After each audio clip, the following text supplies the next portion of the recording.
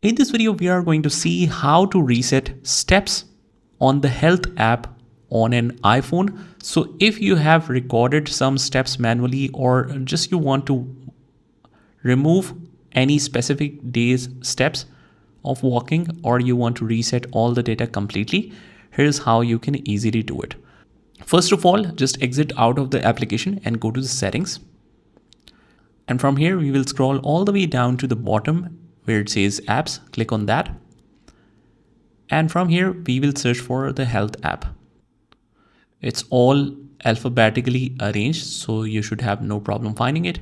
Here in the H category, we have this health app. And from here, we will select data access and devices. And from here, we will choose the health app.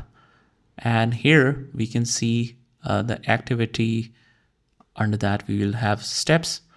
We can select that. And if you want to edit any specific day steps, for example, this 4,000 steps, I manually entered that. I want to remove it completely. So click on edit and click on minus sign next to it. Click on delete, click on tick.